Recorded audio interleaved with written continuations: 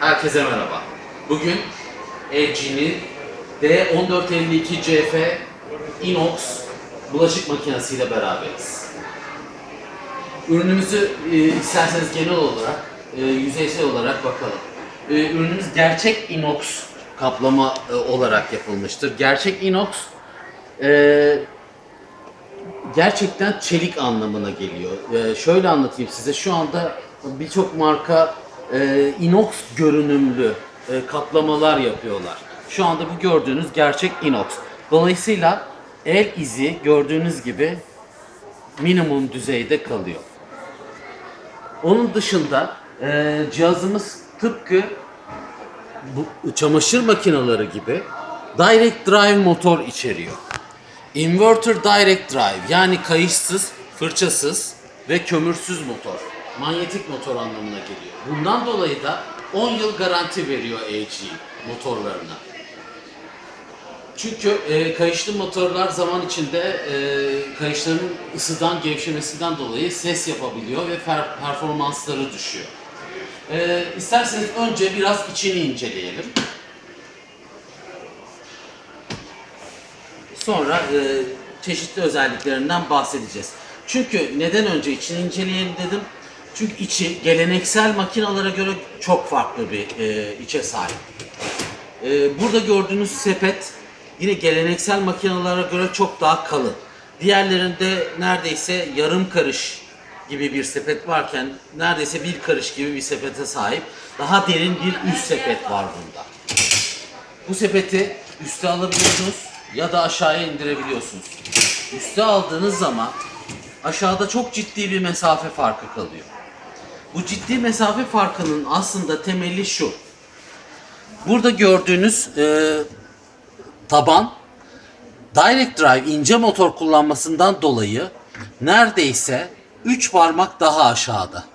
Yani tabanla tavan arasındaki mesafe şu andaki tüm geleneksel makinelerden, bakın bunu özellikle söylüyorum, tüm geleneksel makinelerden daha fazla.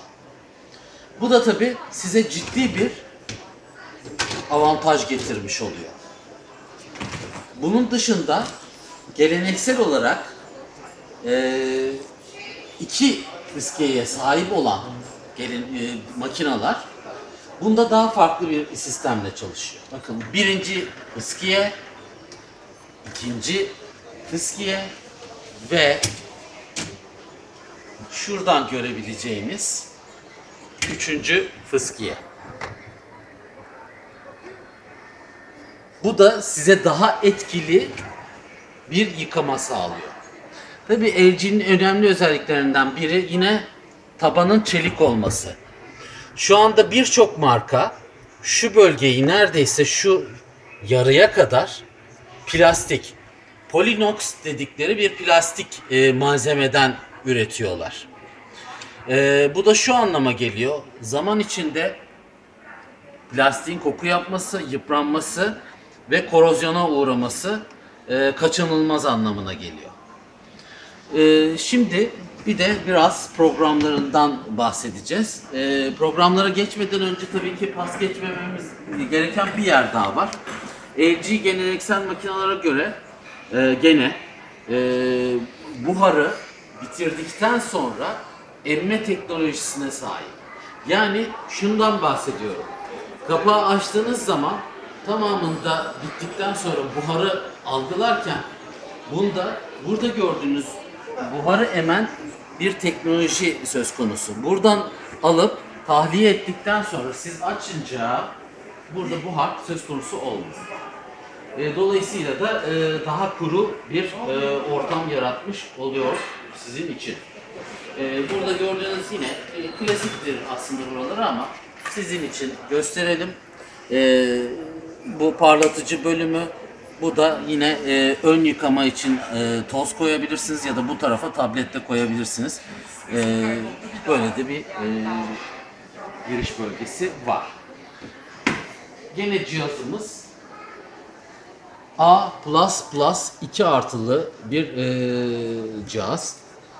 45 desibel gibi bir ses var. Bu ses ömür boyu aynı kalıyor. Az önce Direct Drive'dan bahsetmiştim size. 45 desibel bu cihazın ömrünün sonuna kadar aynı sesi üretiyor. Diğerleri ise zaman içinde 1 sene 2 sene sonra bu ses artarak yukarıya çıkmaya devam edecek. Çünkü kayış zaman içinde gevşeyecek dediğim gibi. 14 kişilik bir yıkama kapasitesine sahip ve A sınıfı A++ bir ürün. Gel gelelim ürünün programlarına. Bu üründe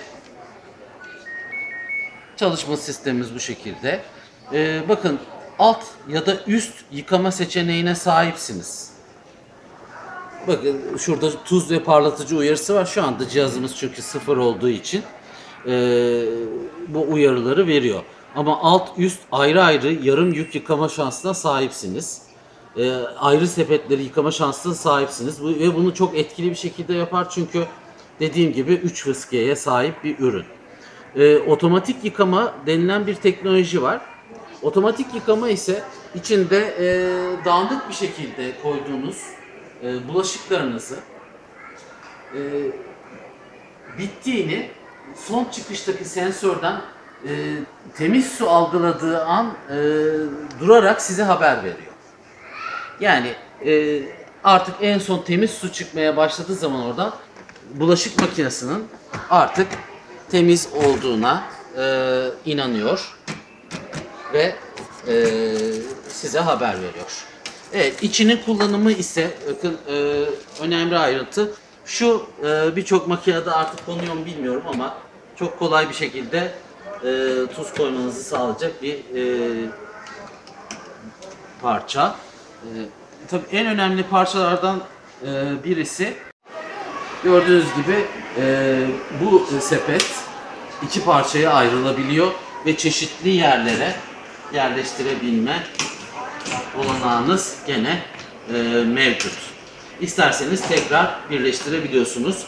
Burayı kaldırabilirsiniz ya da burayı yatırıp çok geniş bir alan elde edebilirsiniz. Ve burayı kapattıktan sonra gördüğünüz gibi burada inanılmaz yani dev bir tencere koyabilme şansınız var. Neredeyse mini kazan koyabilme şansınız var buraya.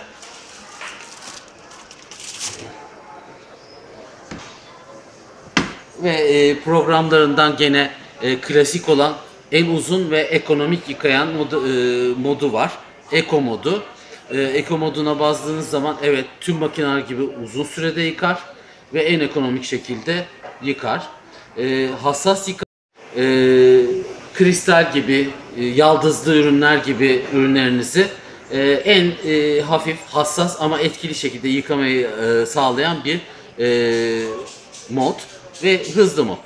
29 dakikada size hızlı mod ise size 29 dakikada en hızlı şekilde yıkama olanağı sağlıyor.